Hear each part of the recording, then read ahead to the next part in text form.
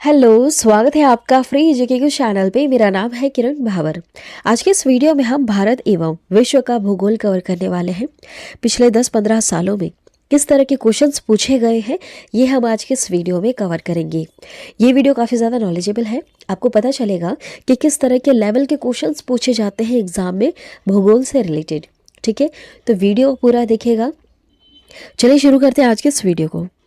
उष्ण मरुस्थल प्राय कहाँ पाए जाते हैं? कर्क रेखा तथा मकर रेखा के पश्चिमी उपांतों पर पाए जाते हैं। ठीक है, बहुत ही कम समय में हम ये सारे क्वेश्चंस कवर कर देंगे, पूरा देखिएगा। अगला प्रश्न है, नदी का अपरदन सबसे अधिक होता है जहां पर नदी का प्रवाह तेज होता है ना, वहां पर नदी का अपरदन सबसे अधिक देखने के लिए मिलता है। अगला प्रश्न है, आपस में जुड़े द्वीप समूह को क्या कहते हैं? तो इसे कहा जाता है आर्किपिलागो। देखिए प्रश्न पूछा गया है, इसे क्या कहेंगे? आर्किपिलागो कहेंगे, जहां पर आपस में जुड़े द्वीप समूह हो। अगला प्रश्न है, देखिए विश्व का सबसे बड़ा महाद्वीप कौन सा है? एशिया महाद्वीप। यह विश्व का सबसे बड़ा महाद्वीप है। पश्चिम से पूर्व की ओर हिमालय का विस्तार कहां से कहां तक है? तो सिंधु घाटी से लेकर दिहांग घाटी तक है। गेसर या गीजर एक ऐसा जल स्रोत है जिससे क्या निकलता है? याद रखिएगा, नियमित अंतरालों पर जल और वाष्प फेंकता है यह। मरुस्थलीकरण को किससे रोका जा सकता है? तो इसे अतिचारण को रोक कर रोका जा सकता है। ठीक है, चलिए आगे बढ़ते हैं।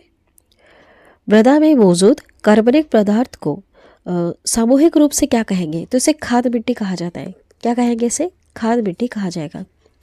अगला है, किसी चट्टान को स्वस्थान पर तोड़ देना क्या कहलाता है? यह कहलाता है निम्नीकरण। अगला है, रेगिस्तान क्षेत्र में मरुस्थल चट्टान का निर्माण किसका उदाहरण है? तो यह अपघर्ष का उदाहरण है।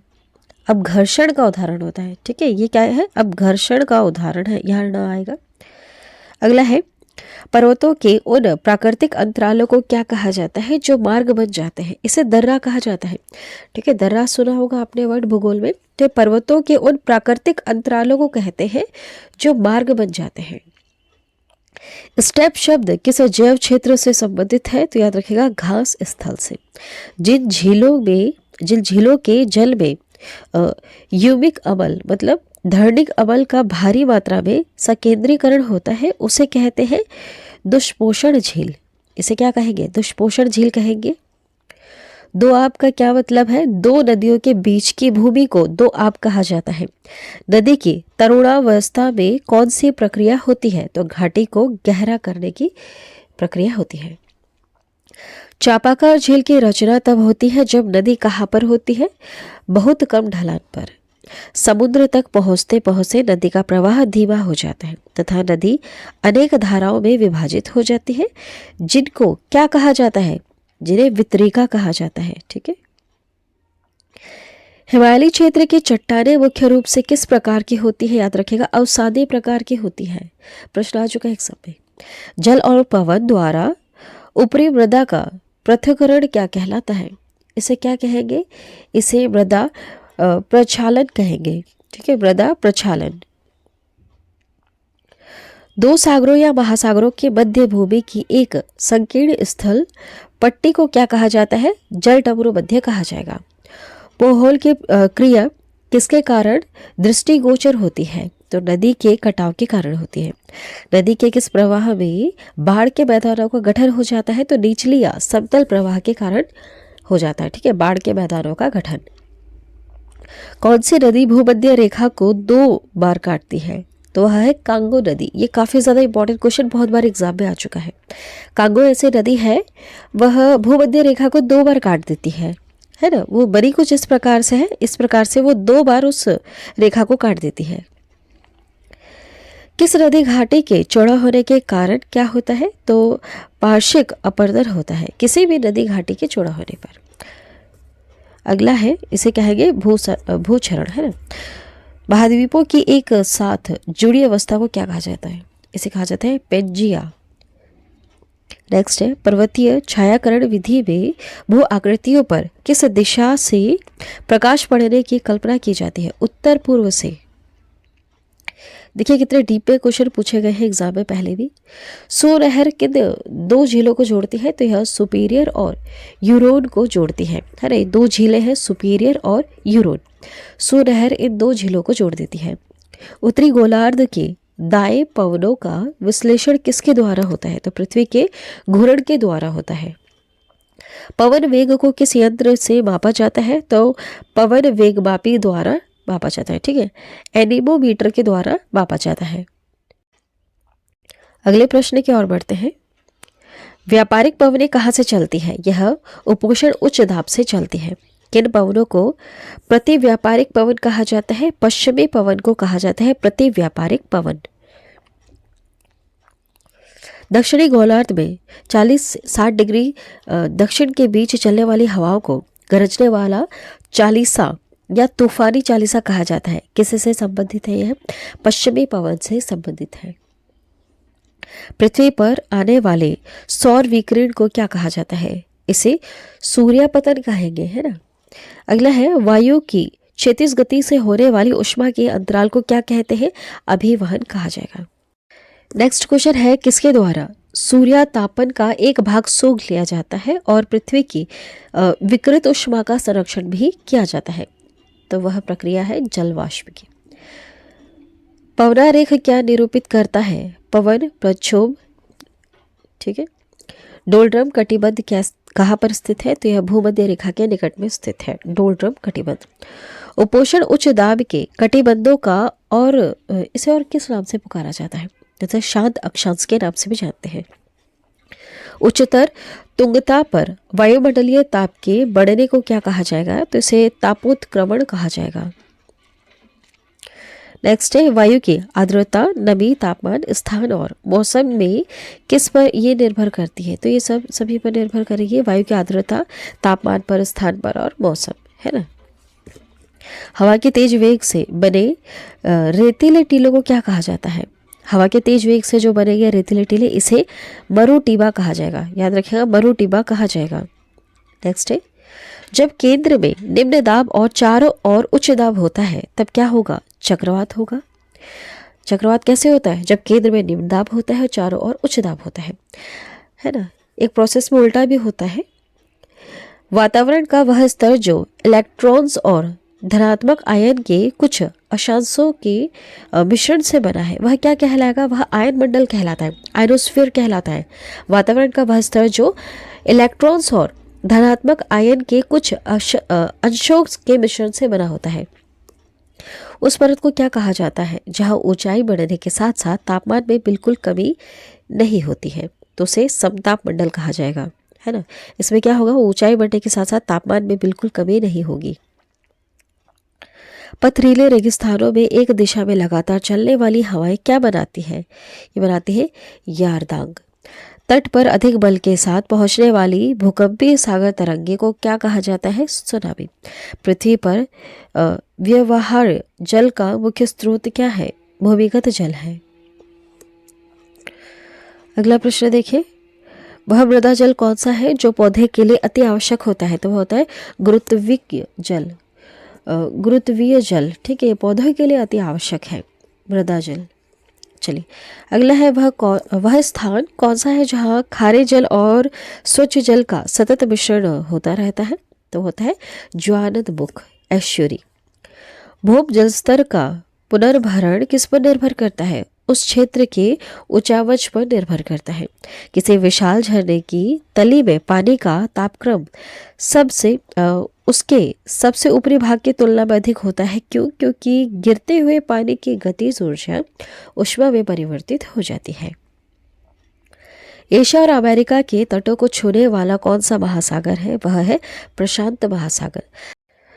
अगला प्रश्न देखिए, समुद्र में बहिर्विष्ट भूमि क्या कहलाती है? यह प्रायद्वीप कहलाती है। वलयाकार रूप में नदियां किस दिशा में बहती है? वलय के समान बहती है। विच्छेद नदी के घुमाव में बनी झील को कहा जाएगा ऑक्सबो झील। अगला प्रश्न है, जल चक्र क्या अभिप्राय है? तो जल का महासागर से पृथ्वी की ओर और पुनः महासागर की ओर नियंत्रण संचलन। ब्राज़ील धारा की पूर्व की ओर चलते रहने को कौन सा अपवाह कहेंगे तो इसे दक्षिण अटलांटिक अपवाह कहेंगे। ठीक है। प्राकृतिक आपदा जिसमें गहरी झील के जल से कार्बन डाइऑक्साइड सहसा फूटती है उसे क्या कहते हैं? उसे लिमिनिक कहा जाता है। हिमनद का पिघलना सागर का जल स्तर बढ़ने से जुड़ी हुई एक सामान्य घटना है। हिमनद अधिकतर कहाँ पाए जाते हैं? ये याद रखिएगा, दक्षिणी ध्रुव में पाए जाते हैं। ठीक है, हिमनद कहाँ है? दक्षिणी ध्रुव में। ये पिघलेंगे तो सागर का जल स्तर बढ़ेगा। उच्च ज्वार के समय किस देश का 40% क्षेत्र तल से नीचे होता है? नीदरलैंड का।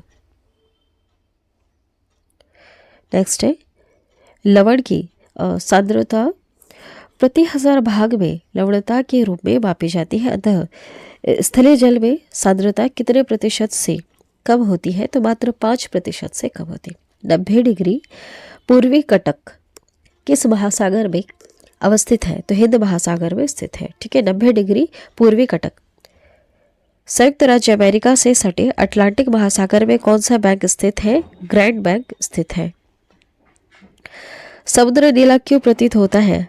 आकाश के परावर्तन तथा जल के कणों द्वारा प्रकाश के प्रतिकरण के कारण नीला दिखाई देता है।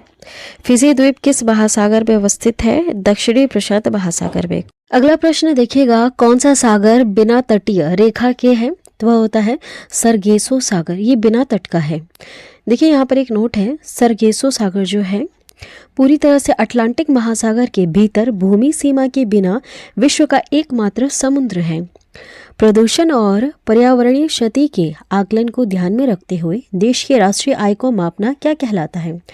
ये ग्रीन अकाउंटिंग कहलाता है। विश्व का सुप्रसिद्ध सेरागेती वन्यजीव अभ्यारण्य जो है यह किस देश में है? तो यह तंजानिया में है। यह विश्व का सुप्रसिद्ध वन्य प्राणी अभ्यारण्य है जिसका नाम है सेरेंगेती। किस देश में उसके कुल क्षेत्रफल का 30% से अधिक क्षेत्र राष्ट्रीय पार्कों के अंतर्गत आता है? तो वह है इज़राइल देश। विश्व वन्यजीव निधि का गठन किस वर्ष किया गया था? ठीक है, विश्व वन्यजीव निधि का तो वर्ष 1961 में किया गया था। किमोनो किस एशिया देश की परिधान शैली है? जापान की है। किमोनो कौन से प्रमुख समूहन में हमें विश्व की 2/3 जनसंख्या का मधुमक्खी छत्ते की भांति संकेंद्रण देखने को मिलता है? तो वह है दक्षिण एवं पूर्व एशिया। विश्व का सबसे बड़ा वानस्पतिक उद्यान कौन सा है? तो वह है क्यू गार्डन्स। यह है इंग्लैंड में। ठीक है, यह विश्व का सबसे बड़ा वानस्पतिक उद्यान है। अगला है, हेलोफाइट्स किस प्रकार के मिट्टी में वृद्धि करते हैं? क्षारीय मिट्टी में वृद्धि करते हैं। किसके गुरुत्वाकर्षण के कारण ज्वार भाटा आता है? पृथ्वी पर सूर्य और चंद्रमा के गुरुत्वाकर्षण के कारण ज्वार भाटा देखने के लिए मिलता है। कर्क रेखा म्यांमार, नेपाल, बांग्लादेश और चीन में से किस देश से होकर नहीं गुजरती है? तो वह नेपाल देश है जिससे होकर नहीं गुजरेगी, लेकिन म्यांमार, बांग्लादेश, चीन से गुजरती है। कौन सा नवीनतम भूवैज्ञानिक युग है? क्रीटेसस। किस परत को बैरिस्फीयर कहा जाता है? याद रखिएगा, पृथ्वी की सबसे आंतरिक परत को बैरिस्फीयर कहा जाता है। पृथ्वी के कितने प्रतिशत भाग पर महाद्वीपों का विस्तार पाया गया है? मात्र 29 से 30% भाग पर। बाकी भाग क्या है? जल से घिरा हुआ है। गुटेनबर्ग असंबद्धता पृथ्वी के किन 2 परतों के बीच है? मेंटल और कोर के बीच में। ठीक है, ये पृथ्वी की परतें हैं। पृथ्वी पर दिन तथा रात का चक्र किस कारण होता है? पृथ्वी जब घूमती है, घूर्ण होता है, उस कारण हमें देखने के लिए मिलता है दिन और रात। ठीक है, पृथ्वी की प्राकृतिक आकृतियों को दर्शाने वाले मानचित्र को कौन सा मानचित्र कहते हैं? उच्चावच मानचित्र कहा जाता है। अगला प्रश्न है, मोहरोविकिक मोह असांतत्य अलग करता है किसे? पपर्टी और मेंटल को अलग करता है। भूपृष्ठ में विक्षोभ के कारण क्या होता है? भूकंप देखने को मिलता है। किस हिमालय चोटी को सागरमाथा भी कहते हैं? माउंट एवरेस्ट को सागरमाथा के नाम से भी जानते हैं। किसी मरु क्षेत्र में मृदा अपरदन को रोका जा सकता है? पेड़ लगाकर या फिर वृक्षारोपण करके, है ना। तो मृदा अपरदन रोकी जा सकती है। पेड़ की जो जड़ें होती हैं वो मृदा को रोक लेती हैं। ज्वालामुखी सक्रियता द्वारा किस प्रकार की झील बनती है? ज्वालामुखी झील बनती है। नदियों द्वारा मिट्टी का जमाव क्या कहलाता है? नदियों द्वारा मिट्टी का जमाव जलोढ़ मिट्टी कहलाता है ना। तनाव के कारण भूपट्टी पर बनने वाले पर्वत को क्या कहेंगे? ब्लॉक पर्वत कहेंगे। अगला देखिएगा, विसर्पण किसके द्वारा निर्मित विशिष्टताएं हैं? नदियों द्वारा ये निर्मित होती है विसर्पण। जब नदी मैदानी क्षेत्र में प्रवेश करती है तो वह मोड़दार मार्ग पर बहने लग जाती है, जिन्हें क्या कहते हैं? विसर्प कहा जाता है। ठीक है, जब नदियां मैदानी क्षेत्र में प्रवेश करके मोड़दार मार्ग पर बहने लगती है ना, उसे कहते हैं विसर्प। ज्वालामुखी पर्वतमाला सामान्य किस महासागर में पाई जाती है? प्रशांत महासागर में। मृदा का लवणीकरण किस कारण होता है? अधिक सिंचाई के कारण हो जाता है। कौन सी पर्वत श्रृंखला यूरोप और एशिया को अलग कर देती है? वह है यूराल पर्वत श्रृंखला। ये यूरोप और एशिया को अलग करती है। युवावस्था में नदी अपरदन का एक विशिष्ट लक्षण होता है गॉर्ज। नदी का एक उथला विस्तार जो पैदल या गाड़ी से पार किया जा सकता है कहलाता है फोर्ड। ठीक है, नदी का एक उथला विस्तार जो पैदल या गाड़ी से पार कर सकते हैं उसे फोर्ड कहते हैं, याद रखेगा। एक ही समय गुजरती धारा अनुभव करने वाली जगहों को जोड़ने वाली रेखाओं को क्या कहा जाता है? इसे आइसोब्रोन कहता है। पृथ्वी की किस परत में सबसे भारी और उच्चतम घनत्व वाले खनिज होने की संभावनाएं होती हैं? तो केंद्रीय क्रोड में होती है। ठीक है, सबसे भारी और उच्चतम घनत्व वाले खनिज पाए जाते हैं पृथ्वी की किस परत में? केंद्रीय क्रोड में, याद रखिएगा। पृथ्वी 1 घंटे में कितने देशांतर घूम लेती है? मात्र 15 डिग्री। पृथ्वी का सबसे बड़ा वृत्त कौन सा है? भूमध्य रेखा है। विषुवत रेखा इक्वेटर के समानांतर काल्पनिक रेखाओं को कहते हैं अक्षांश। किस स्थान का अक्षांश किसी परिचायक होता है? किसका परिचायक होता है? किसी स्थान का जो अक्षांश है वो क्या दर्शाता है? तापमान को दर्शाएगा। दो स्थानों के समय को कौन सी रेखा प्रभावित करती है? देशांतर। ठीक है, रॉकीज, एंडीज, एटलस और हिमालय किस प्रकार के पर्वत है? तो ये सब वलित पर्वत होते हैं। रॉकीज, एंडीज, एटलस और हिमालय। ठीक है, ये सब क्या है? वलित पर्वत के उदाहरण होते हैं। लेगून क्या है? तो ये एक प्रकार की झील है, लेगून झील। जल से पूरी तरह घिरा हुआ स्थल क्षेत्र जो महाद्वीप से छोटा होता है कहलाता है द्वीप। ठीक है, चलिए हमने यहाँ पर 100 इंपॉर्टेंट क्वेश्चंस कर लिए हैं। ये सारे क्वेश्चंस पहले एग्जाम में पूछे जा चुके हैं। आप देख सकते हैं किस लेवल के क्वेश्चंस पूछे गए हैं एग्जाम में। तो ये सारे बहुत ही ज़्यादा इंपॉर्टेंट है और इन्हीं से ही रिलेटेड क्वेश्चंस बनते हैं एग्जाम में। तो आप इसी लेवल के क्वेश्चंस अगर कवर करके जाते हैं एग्जाम में तो आपको हेल्प मिलेगी और आप अच्छा स्कोर कर पाएंगे। वीडियो आपको नॉलेजेबल लगी है या फिर आप दोस्तों के साथ शेयर करना चाहते हो तो आप कर सकते हैं। ठीक है, वीडियो पसंद आई तो आप चैनल को सब्सक्राइब कर लेना और बेल नोटिफिकेशन आइकन पे ऑल प्रेस ज़रूर कर देना। अगर आपको कुछ बुक्स परचेस करनी है जो आपके एग्ज़ाम के लिए इम्पोर्टेंट हो सकती हैं तो आप परचेस कर सकते हैं। मैं आपको टेक प्रोडक्ट्स में कुछ बुक्स सजेस्ट कर दूंगी, आप ले लेना। आप चाहो तो उसे घर पे ऑर्डर करके मंगवा सकते हैं, नहीं पसंद आती है तो रिटर्न भी कर सकते हैं। ठीक है, आपके ऊपर डिपेंड करता है। आप उसमें से कोई बुक सेलेक्ट कर सकते हैं और एग्ज़ाम की तैयारी बिल्कुल पक्की कर सकते हैं। चलिए आज की वीडियो में इतना ही। नेक्स्ट पार्ट में और 100 क्वेश्चंस हम देख लेंगे। हम देखेंगे किस लेवल के क्वेश्चंस पूछे जाते हैं जहाँ से हम अच्छा स्कोर कर सकते हैं। ठीक है, चलिए आज की वीडियो में इतना ही। वीडियो पसंद आती है सब्सक्राइब करना और कमेंट करके ज़रूर बताना कैसी लगी आपको यह वीडियो। Thank you.